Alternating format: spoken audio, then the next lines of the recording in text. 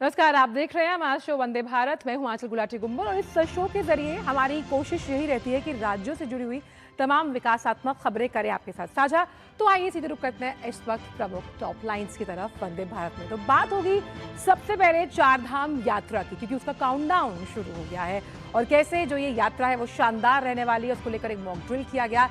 इस पर करेंगे विस्तार के साथ बातचीत। वहीं कैसे जो बांग्लादेशी हिंदू अल्पसंख्यक हैं उन्हें उत्तर प्रदेश में सम्मान मिला, अधिकार मिला भूमि का, और इस भूमि अधिकार के मिलने की वजह से कैसे उनका सर अब सम्मान में और उठ रहा है, इस पर भी करेंगे विस्तार से बातचीत। और फिर बात होगी डलहौजी की। जी हाँ, पहाड़, प्रकृति, इतिहास का अनूठा संगम, जहां पर हम देख पाएंगे प्राकृतिक सौंदर्य की अनुपम विहंगम छटा। इस पर भी करेंगे विस्तार के साथ बातचीत। लेकिन सबसे पहले आपको लिए चलते हैं देवभूमि उत्तराखंड, जहां आगामी चारधाम यात्रा की अगर बात की जाए तो उसे सुरक्षित और सुगम बनाने के लिए राज्य सरकार ने तैयारियों को अंतिम रूप देना शुरू कर दिया। शुक्रवार को गढ़वाल मंडल के 7 जिलों में एक साथ मॉक ड्रिल का आयोजन हुआ, जिसमें आपदा प्रबंधन और रेस्क्यू कार्यों का अभ्यास किया गया है। इस मॉक ड्रिल में विभिन्न जो एजेंसीज हैं और स्थानीय लोग हैं, उन्होंने मिलकर यात्रा के दौरान जो संभावित आपदाएं हैं उनसे निपटने के लिए अपनी तैयारियों को परखा और जांचा। देखिए इस रिपोर्ट के जरिए। उत्तराखंड में आगामी चारधाम यात्रा को सुरक्षित और सुगम बनाने के लिए इस बार तैयारियां जमीन पर साफ तौर पर दिखाई देने लगी हैं। राज्य सरकार पूरी तरह अलर्ट मोड में है और इसी के तहत शुक्रवार को गढ़वाल मंडल के 7 जिलों में एक साथ व्यापक मॉक ड्रिल आयोजित की गई। राष्ट्रीय और राज्य आपदा प्रबंधन प्राधिकरण ने संयुक्त तत्वावधान में करीब 50 अलग अलग स्थानों पर आपदा के काल्पनिक हालात बनाकर रेस्क्यू और राहत कार्यों का अभ्यास किया गया।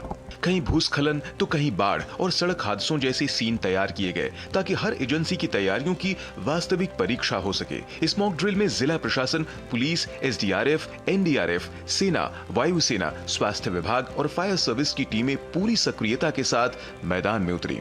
खास बात यह रही कि कई स्थानों पर स्थानीय लोगों की भी भागीदारी सुनिश्चित की गई, जिससे आपदा के प्रति जन जागरूकता को भी बढ़ावा मिले। आपदा प्रबंधन मंत्री मदन कौशिक, राज्य आपदा प्रबंधन सलाहकार परिषद के उपाध्यक्ष विनय रुहेला और आपदा प्रबंधन सचिव विनोद कुमार सुमन ने राहत बचाव की तैयारियों की समीक्षा की।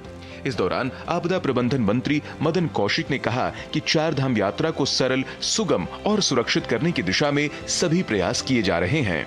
आपदा को लेकर यहाँ पर एक विस्तृत रूप से मॉक ड्रिल का आयोजन हुआ है। चार धाम यात्रा में हमें किस चीज की दिक्कत परेशानी आ सकती है, इसे जूम किया और उस पर हम किस प्रकार से कंट्रोल करेंगे, इस पर प्रैक्टिकल लाइव हमने उसको कंट्रोल करने के लिए यहाँ इस मॉक ड्रिल में व्यवस्था देखी है।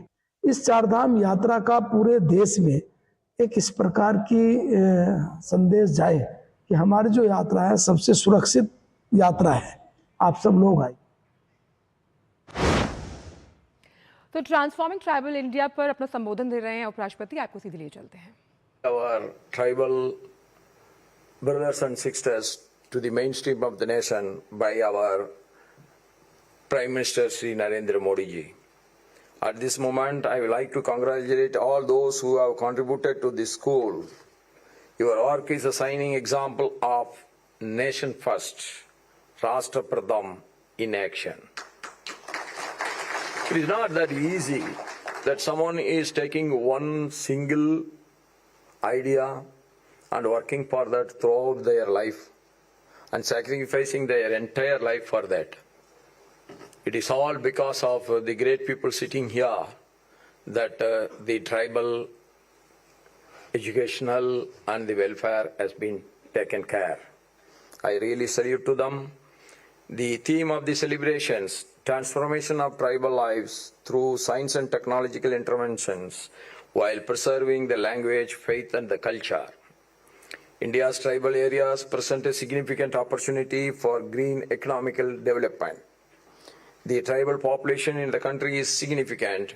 We have about 1.4 lakh tribal villages, which houses nearly 9% of the total population of Bharat.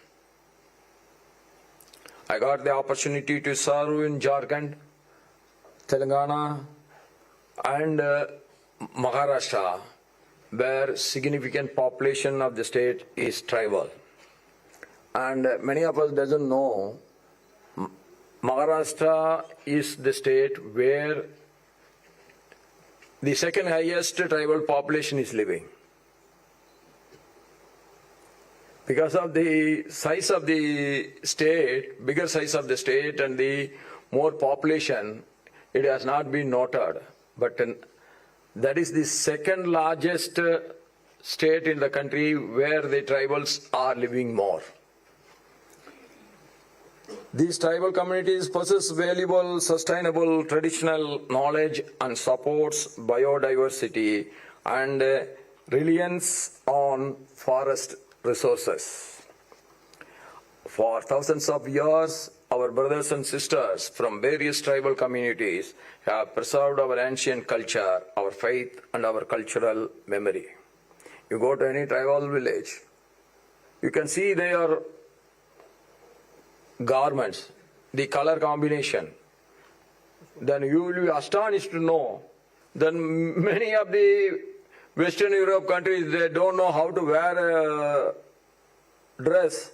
That time, this type of highly rich color combination has been made by our tribals. You go anywhere, that is the greatness of our civilization. Today, the focus of the journey towards Viksit Bharat by 2047 is Vikas Bhi, Virasat Bhi. The theme of today will contribute meaningfully in that direction. The Doon Sanskriti School, in collaboration with the Department of Science and Technology, has beautifully demonstrated the power of the scientific temper and technological advancement when it is combined with the traditional knowledge. Are we against, people are always getting confused. When we are talking about the new scientific development, that means we have to leave all our goodness of the tradition. No. It is not contradictory to each other, but rather it is complementing each other. We have to advance economically, we have to advance scientifically. At the same time, we should not give up our great roots. When modern science walks hand in hand with the respect for language, faith and culture, it becomes a force of protection and empowerment of every community. I am delighted to learn that the school has entered into a significant agreement with the IIT Kanpur and the Uttarakhand Council of Science and Technology to establish an AI lab within the campus. That I appreciate their initiative in the right direction, in the most advanced way. Inaugurating the vision for tribal communities with the newer technologies is the need of the hour. I also appreciate the special support and guidance from the Ministry of Science and Technology in this endeavor.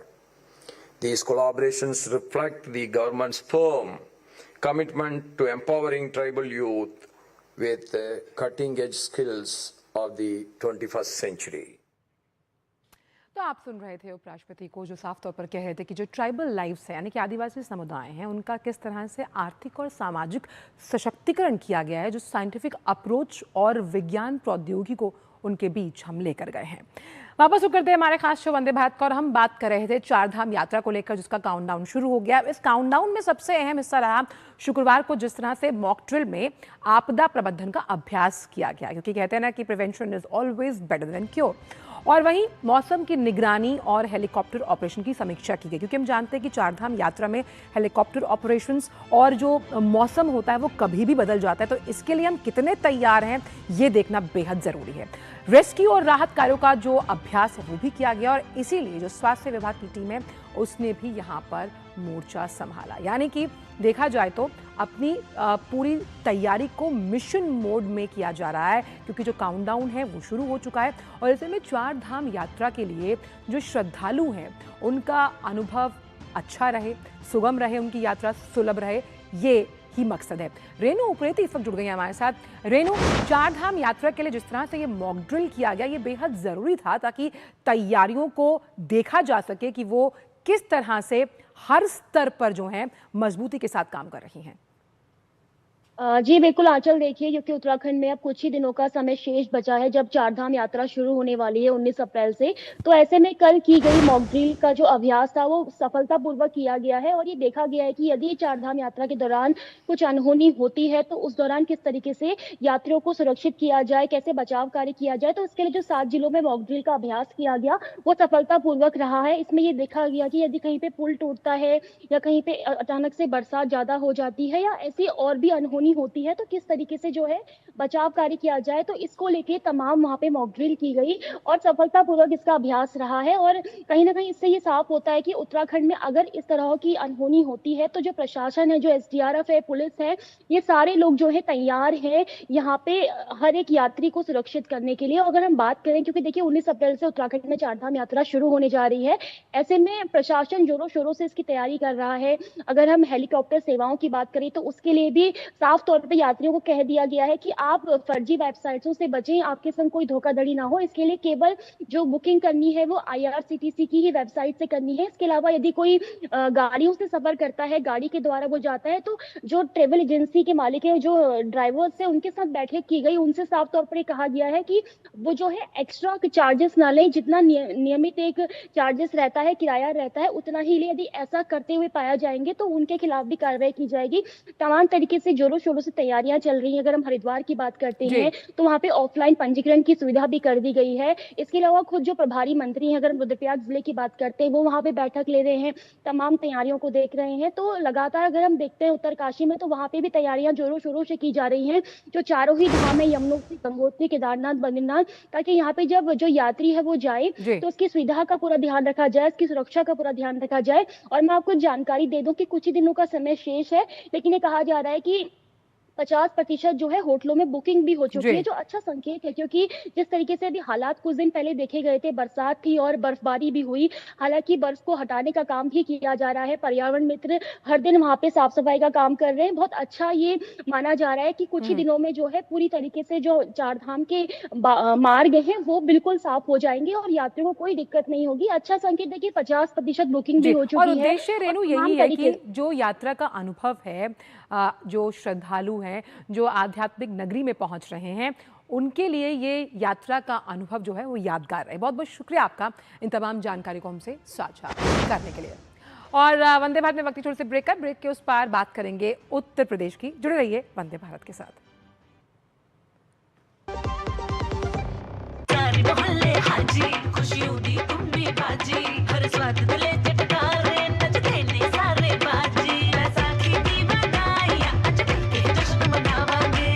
Baisakhi दी लख लख बधाइयां।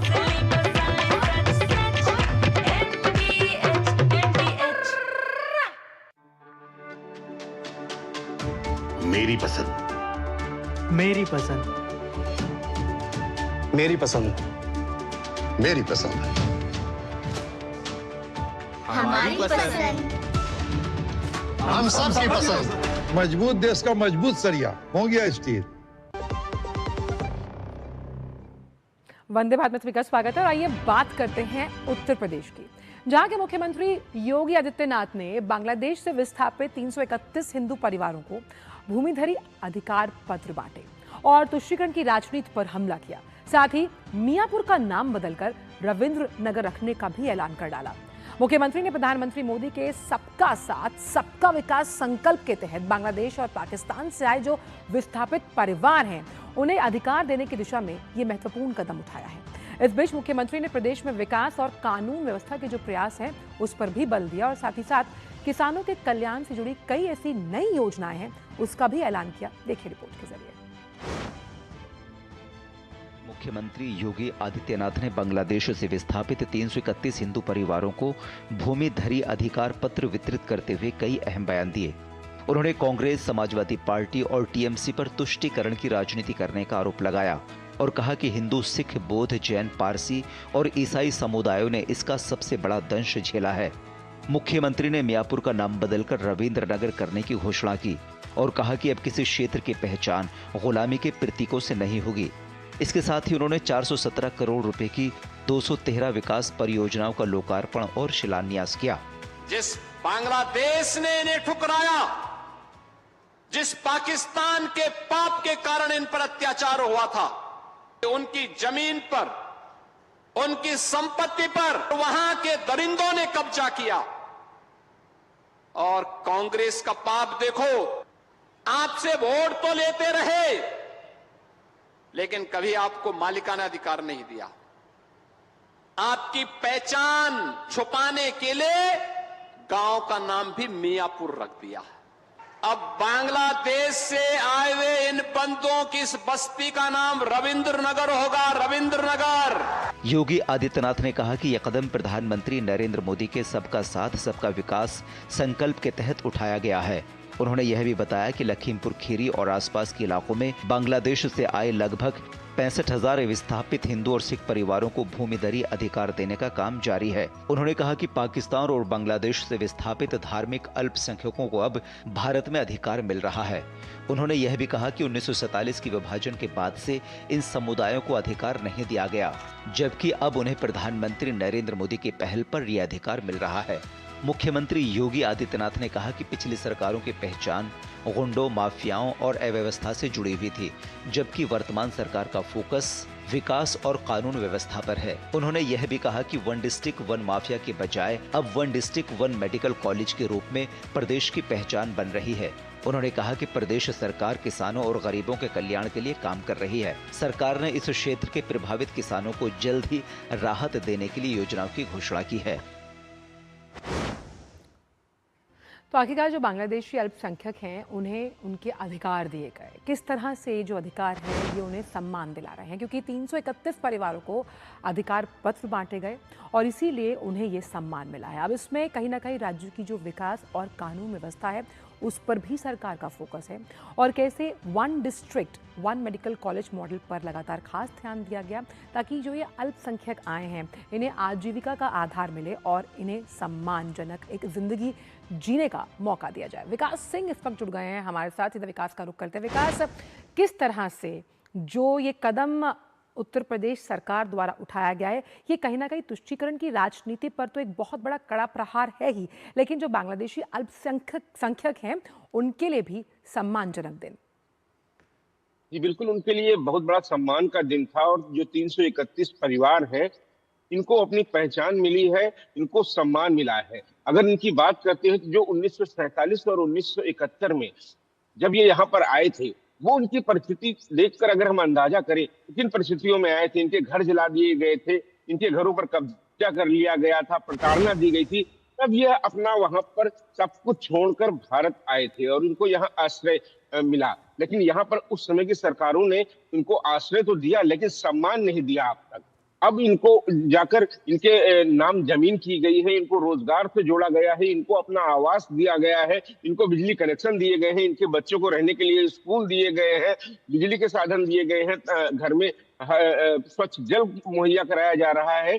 ये पूरे क्षेत्र की बात है। ये लखीमपुर में जो किया गया है, इसके साथ साथ अभी कुछ दिन पूर्व कैबिनेट ने एक डिसीजन लिया, उत्तर प्रदेश की सरकार ने, जो भी विस्थापित यहाँ पर लोग आए हुए हैं उनके पुनर्वास के लिए उनको सरकारी जमीन देकर उनको कृषि से जोड़ा जाएगा, उनको स्वावलंबी बनाया जाएगा। और ये लखीमपुर खीरी ही नहीं, आसपास के जनपद चाहे पीलीभीत हो, बिजनौर हो, रामपुर, इन जगहों पर भी लगभग 65,000 की आबादी है इन लोगों की। इन लोगों को सम्मान दिलाने का काम किया गया। ये तब जाकर हो सका जब प्रधानमंत्री नरेंद्र मोदी ने ये बिल पास करवाया था। खासतौर से जो पाकिस्तान और बांग्लादेश में गैर मुस्लिम लोग हैं उनको आश्रय देने के लिए जो बिल पास किया गया। याद करें हम वो दिन, तब तमाम सारे यही राजनीतिक दल उसका विरोध कर रहे थे, चाहे वो कांग्रेस हो, चाहे वो समाजवादी पार्टी हो, चाहे वो तृणमूल कांग्रेस हो। उस बिल का उन्होंने विरोध किया ताकि इन लोगों को वो सम्मान न मिल सके, वो बुनियादी जरूरतें न मिल सके। उसके बावजूद भी प्रधानमंत्री अडिग रहे और उसके बाद वो बिल पास हुआ। तब जाकर यह दिन आया उत्तर प्रदेश में, मुख्यमंत्री योगी आदित्यनाथ ने उनको सम्मान दिलाया, उनको रोजगार से जोड़ा और उनको संपन्नता की ओर आगे ले जा रहे हैं। अब जाकर जब उनको नाम जमीन का पट्टा हुआ है तो वो कृषि से जुड़ेंगे, तमाम सारी चीजें उनको मिलेंगी। बिल्कुल, आपने बहुत अहम कहा विकास की सम्मान मिला, रोजगार मिला और यही संपन्नता की वो चाबी है जो इन परिवारों के लिए कई सालों से इसकी जरूरत उन्हें थी और आज वो जरूरत जो है उसे उनका अधिकार था ये, जिसे अब पूरा कर लिया गया। बहुत बहुत शुक्रिया आपका विकास, इन तमाम जानकारी हमसे साझा करने के लिए। अब बात करते हैं हिमाचल प्रदेश में चंबा जिले के खूबसूरत पहाड़ी शहर डलहौजी की, जहां प्रकृति की शांति और सुंदरता का अद्वितीय संगम है। ये शहर जो औपनिवेशिक दौर की वास्तुकला और भारतीय सेना की वीरता को समर्पित पार्क के लिए प्रसिद्ध है। अपनी प्राकृतिक खूबसूरती के अलावा महान विभूतियों का प्रेरणा पुंज रहा है। ये डलहौजी की शान सड़कों पर चलते हुए इतिहास और प्रकृति दोनों का अनुभव किया जा सकता है। आज आपको लिए चलते हैं डलहौजी और इस अद्भुत यात्रा पर, जहां हर मोड़ पर एक नई कहानी है। हर दृश्य जो है वो प्रकृति का एक अद्वितीय रूप आपके समक्ष प्रस्तुत करता है।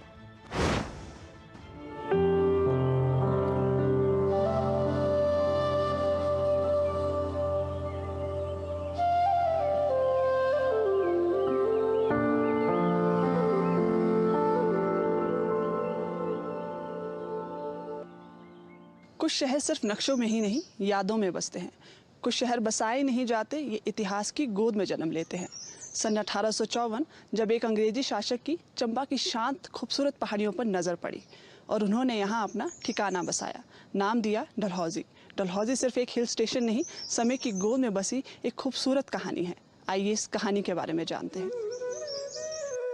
धौलाधार पर्वत श्रृंखलाओं की गोद में बसा डलहौजी एक ऐसा ठिकाना जहां प्रकृति अपनी सबसे शांत और सबसे सुंदर भाषा में बात करती है। चंबा जिले का ये शहर 5 पहाड़ों कठनौर, पोटरेन, तेहरा, बकरोटा और बलून पर फैला हुआ है। औपनिवेशिक दौर की वास्तुकला आज भी यहाँ की गलियों में सांस लेती है। पुराने चर्च, शांत सड़कें और बर्फ से ढकी धौलाधार की पहाड़ियाँ, मानो ये सब मिलकर यहाँ की रखवाली करते हों। इतिहासकार बताते हैं कि साल 1854 में अंग्रेजों ने इस शहर को बसाया था और तत्कालीन वायसराय लॉर्ड डलहौजी के नाम पर इसका नाम रखा गया, डलहौजी। उस दौर में अंग्रेज अधिकारी और सैनिक यहाँ गर्मियों की छुट्टियां बिताने आया करते थे। डलहौजी एक तरह से समझ लीजिए कि भारत का सबसे पहला प्लान्ड हिल स्टेशन था। ये जो उस समय गवर्नर जनरल लॉर्ड डलहौजी थे, उनके ऊपर उनका नाम लॉर्ड डलहौजी के बाद नाम रखा गया था। ज़मीन इसकी चंबा के राजा से ली गई थी। जो निचला हिस्सा है डलहौजी का, बलून वगैरह, वहाँ पे ये सैनिकों के लिए रिट्रीट एक तरह से बनी गई थी। एक मिलिट्री स्टेशन बनाया गया था। ऊपर का हिस्सा ज़्यादा एक तरह से रिलैक्सेशन के लिए और हिल स्टेशन की तरह जैसे शिमला था, एक छोटा तौर पे वो बनाया गया था। डलहौजी सिर्फ अपनी प्राकृतिक खूबसूरती के लिए ही नहीं जाना जाता, बल्कि यहाँ की मिट्टी में देशभक्ति की एक गहरी भावना बसती है। शहर के बीचों बीच भारतीय सेना को समर्पित एक खूबसूरत पार्क है, जहाँ कदम रखते ही एहसास होता है कि ये जमीन सिर्फ खूबसूरती ही नहीं, बल्कि वीरों की कहानियों को भी बयां करती है। डलहौजी शहर के बीचों बीच स्थित है तीनों सेनाओं को समर्पित ये पार्क, जिसे बिजीज पार्क कहा जाता है। यहाँ पे तीनों सेनाओं के अलग अलग स्मृति चिन्ह रखे गए हैं और सबसे खूबसूरत लाइन यहाँ लिखी गई है कि आज़ादी मुफ्त में नहीं मिलती, इसकी कीमत जवानों का बलिदान है। डलहौजी के आसपास भी कई ऐसे स्थल हैं जो इस सफर को और भी खास बना देते हैं। घूमने वालों के लिए बकरोटा मॉल भी बेहद लोकप्रिय जगह है, जहां शाम की हल्की ठंडी हवा और पहाड़ों के बीच टहलना अपने आप में एक अलग ही अनुभव है। काला टॉप की छोटी सी वाइल्ड लाइफ सेंचुरी, जहां जंगल की खामोशी के बीच जंगली जानवरों को करीब से देखने का मौका मिलता है। डलहौजी की खूबसूरती ने अपनी और कई महान विभूतियों को आकर्षित किया है। नोबेल पुरस्कार विजेता रविंद्रनाथ टैगोर, नेताजी सुभाष चंद्र बोस जैसी महान हस्तियों ने भी अपनी जिंदगी के अहम पल यहाँ बिताए हैं। और जब पंडित जवाहरलाल नेहरू 1954 में डलहौजी आए तो उन्होंने लिखा, सुंदरता, जलवायु और सुखद वातावरण के लिहाज से डलहौजी भारत के सबसे बेहतरीन हिल स्टेशनों में से एक है। यही वजह है कि यहाँ आने वाला हर मुसाफिर अपने साथ सिर्फ तस्वीरें नहीं, यादों का एक पिटारा साथ ले जाता है। डलहौजी का नाम भले ही एक अंग्रेजी शासक ने रखा हो, लेकिन इसकी आत्मा इससे कहीं ज्यादा गुना बड़ी है। साम्राज्य आए और गए, लेकिन ये पहाड़, ये देवदार आज भी यहाँ मौजूद हैं, शांत, अडिग और अमर। कैमरा पर्सन जयप्रकाश के साथ परीक्षा ठाकुर, दूरदर्शन शिमला।